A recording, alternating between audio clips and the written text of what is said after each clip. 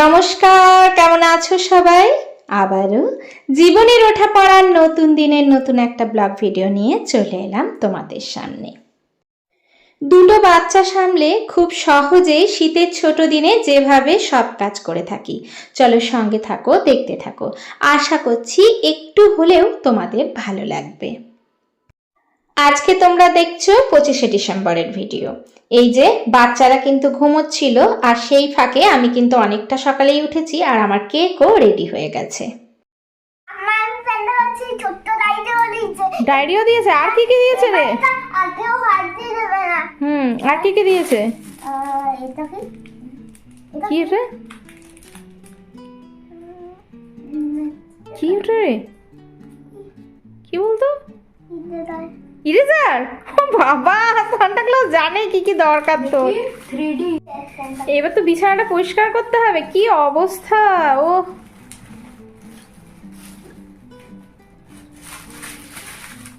ও Santa Claus জানে, সেমই দিয়েছে সব নাকি? ও জানে, ও তো বড়, ওর তো পেন্সিলের দরকার নেই, ওই জন্য একটা পেন দিয়েছে। ওকে ইরেজার দিয়েছে, আর ডায়েরিও দিয়েছে। বাহ, ওকে মোজা দেয়নি, ও বড় না, ওর মোজার দরকার নেই, ওই জন্য ওকে মোজা দেয়নি। তো এখন যেহেতু বাচ্চাদের স্কুল ছুটি, ওর জন্য কিন্তু ওরা ঘুমোতে ঘুমোতে আমি যতটা পারি ততটা কাজ এগিয়ে নিই। আমি বলবো এটাই কিন্তু অনেকটা পরিমাণে সুবিধা হয়। তবে হ্যাঁ, এখানে যেহেতু খুব বেশি ঠান্ডা নেই, তার জন্য আমি বেশ সকালেই উঠতে পারি। যারা পারেন না তাদেরকে বলবো, যখন বাচ্চারা হয়তো অন্য সময় ঘুমোবে বা নিজেরা নিজেদের মতো করে খেলবে, তখন কিন্তু কাজগুলোকে টুকটুক করে গুছিয়ে নিতে হবে। আমি যেমন ওরা ঘুমোতে ঘুমোতে কিন্তু আমার ঘরটার, বাসি ঘরটা যেগুলো পরিষ্কার করা, সেই সমস্ত হয়ে গেছে। আর যেহেতু বৃহস্পতিবার ছিল, আর এই কদিন তো আমি পুজো দিতে পারিনি, তো সেটা তোমরা জানোই, কারণ তোমাদের সাথে শেয়ার করেছিলাম। তো আজকে বেশ ভালো করে পুজো দেব, তো তার জন্যই কিন্তু ওরা উঠেও গেছে, ওরা ওদের মতো খেলছে, আর আমি কিন্তু আমার মতো পুজোটা সেরে নিচ্ছি।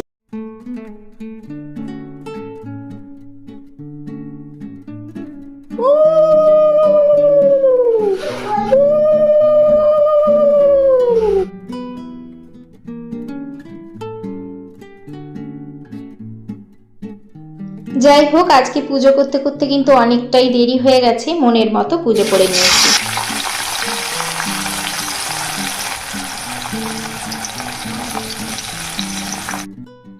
সকালেই কিন্তু কেকটা যে বানিয়ে দিয়েছিলাম, সেটা কিন্তু আমি হেলদি ভাবেই বানিয়েছিলাম, তার জন্য আজকে কিন্তু টিফিনে সেটাই দিয়ে দিয়েছি।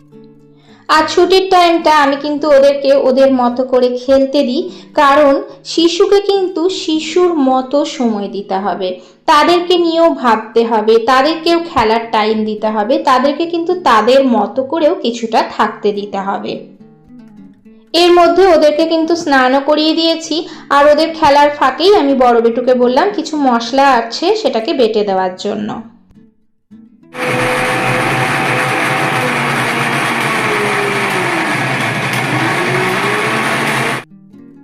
তো আমি সবজিটা বসিয়েছিলাম, বুঝিয়ে যদি ওদেরকে বলা হয়, ওরা কিন্তু এই ছোটোখাটো কাজগুলো করে দেয়। আর ওদেরকে অবশ্যই কাজ করার সময় অনুপ্রেরণা যোগাতে হবে, ভালোবাসতে হবে, বোঝাতে হবে। চলো দেখাই ওরা এখন কি করছে।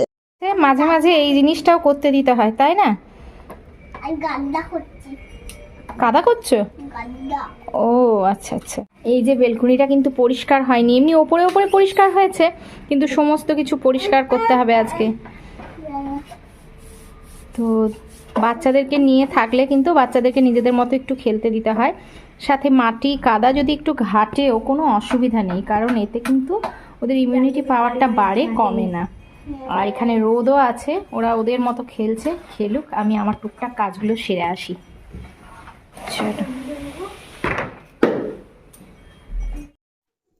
তো এদিকে দেখো, আমি ফুলকপি টুলকপি গাজর দিয়ে যে সবজিটা বসিয়েছিলাম পনিরের, সেটা কিন্তু হয়ে গেছে, আর একটু ধনেপাতা দিয়ে নামিয়ে নেব, ব্যাস, তাহলেই আমার পনিরের সবজি রেডি।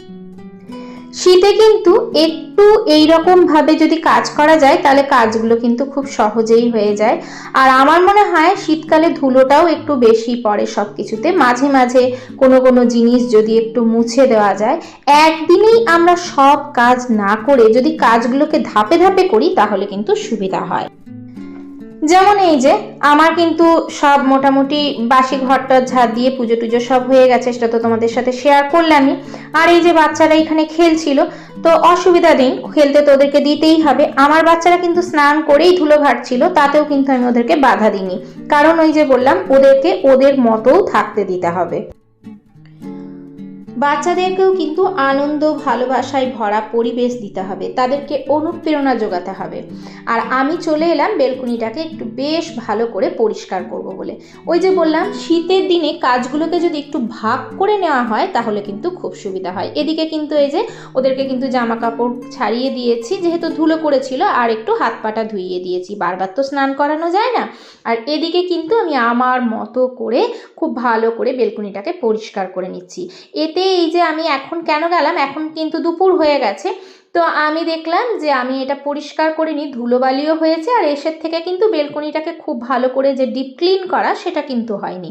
আর আমার মাথাতেও স্নান করেছি, আর রোদও আছে, শুধু শুধু রোদের মধ্যে না বসে আমি কিন্তু রোদে যদি বেলকনির কাজটা করে নিই তাহলে আমার কাজটাও হয়ে যাবে, পরিষ্কারও হয়ে যাবে, সাথে কিন্তু আমার চুলটাও শুকিয়ে যাবে, তাই না?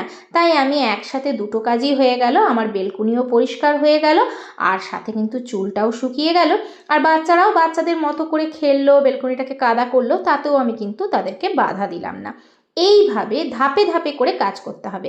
একদিন হয়তো বেলকুনিটা পরিষ্কার করলাম, একদিন হয়তো বাথরুমটা ডিপ ক্লিন করলাম, একদিন হয়তো আর একটা কোনো বেলকুনি থাকলে সেটা পরিষ্কার করলাম, একদিন হয়তো একটা ঘর ডিপ ক্লিন করলাম, একদিন হয়তো আলমারিটাকে গোছালাম, একদিন জিনিসপত্রগুলো একটু ভালো করে পরিষ্কার করলাম, কোনো দিন দুটো জিনিস ভালো করে মুছলাম, তারপরের দিন আবার দুটো জিনিস মুছলাম। আমার ভিডিওগুলো যদি তোমরা একটু লক্ষ্য করো তাহলে তোমরা দেখতে পাবে আমি কিন্তু প্রত্যেকটা দিন ধাপে ধাপে আস্তে আস্তে করে কাজগুলো করি।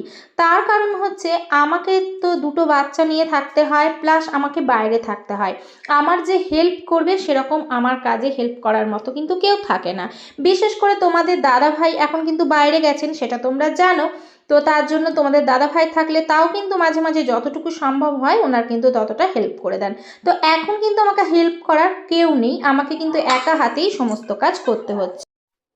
তো এদিকে দেখো থালাটাও কিন্তু আমি সাজিয়ে নিয়েছি, এই আজকে খাবার বানিয়েছিলাম। খাবারের থালায় আমি চেষ্টা করি প্রত্যেক দিন হেলদি আর কালারফুল খাবার দেওয়ার জন্য।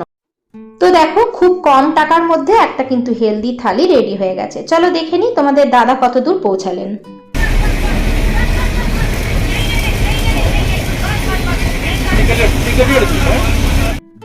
তো দেখো ফ্লাইট থেকে নেমে ওনারা কিন্তু এবার ট্রেনের উদ্দেশ্যে রওনা হয়েছেন। চলো কিছু কমেন্ট পড়ি। ঝুমা দিদি ভাই বলেছেন খুব খুব খুব ভালো লাগলো বন্ধু তোমার ভিডিওটা, প্রথমে যে ভিউটা দেখালে অসাধারণ, ভালো থেকো। সকালে উঠে প্রত্যেক দিনের ভোরবেলার যে দৃশ্যটা আমি দেখি সেটাই তোমাদের সাথে শেয়ার করি। ভালো থেকো, সুস্থ থেকো, রইল অনেক ভালোবাসা, আন্তরিক শুভেচ্ছা। রানী দিদিভাই বলেছ রাজ্যের বাইরে ভিন রাজ্যে থাকতে গেলে মনে হয় সত্যি অনেক সাহস রাখতে হয়, অনেক প্রতিকূল পরিবেশ পরিস্থিতি আসে, সেটাকেও ওভারকাম করতে হয়, জানতে হয়। আর এই যে দেখো এখানে কি সুন্দর করে ক্রিসমাসের জন্য সাজানো হয়েছে, একটু দেখিয়ে দিই। আমিও 8 বছর ব্যাঙ্গালোরে ছিলাম, বাইরে কোনো হেল্প করার মতো মানুষ থাকে না, একা একাই সব কিছু নিজেকে সামলাতে হয়। তোমার ভিডিও দেখে আমার ভীষণ ভালো লাগলো বোন, ভালো থেকো। এইভাবেই সাথে থাকার জন্য, পাশে থাকার জন্য রইল অনেক অনেক ভালোবাসা, রইল আন্তরিক শুভেচ্ছা। সাথে থেকো, পাশে থেকো দিদি ভাই। আসলে না, এখানে কিন্তু হেল্প করার জন্য অনেকে আছে, এখানে সবাই খুবই সহযোগিতার হাত বাড়িয়ে দেন, সবাই আমরা একসাথে থাকি, মজা করি, আনন্দ করি, হই হই করি, বেশ ভালো লাগে। তবুও ঘরের মধ্যে তো একাই লাগে, তাই না, বাচ্চাদেরকে নিয়ে থাকতে আর কি। যাই হোক, তো এই মুহূর্তে যদি কোনো নতুন বন্ধু এসে থাকো আর ভিডিওটা যদি তোমাদের এতটুকু ভালো লেগে থাকে তাহলে বলবো ভিডিওটাকে একটা লাইক করে দেবে, চ্যানেলটাকে সাবস্ক্রাইব করে বন্ধু হয়ে আমার পাশে থেকে যেতে পারো। আর এই যে তোমাদের সাথে কথা বলতে বলতে দেখো তোমাদের দাদা ভাই কিন্তু পৌঁছে গেছেন। তো তোমাদের দাদা ভাই গেছেন হচ্ছে পাঞ্জাবে, দিল্লি থেকে ওখান থেকে ট্রেন ধরে আবার কিন্তু পাঞ্জাবে গেছেন, আর এখানে কিন্তু হোটেলেও উঠে গেছেন, সেটাই তোমাদের সাথে শেয়ার করে দিচ্ছি আর কি। আসলেই আমি বলেছিলাম আমার বন্ধুরা কিন্তু এইসব ভিডিও দেখতে ভালোবাসেন, তার জন্য আমি বলেছিলাম ছোট ছোট ভিডিও করে যেন তোমাদের দাদা ভাই আমাকে পাঠিয়ে দেন, তাহলে আমি আমার প্রিয় বন্ধুদের সাথে এটা কিন্তু শেয়ার করতে পারবো।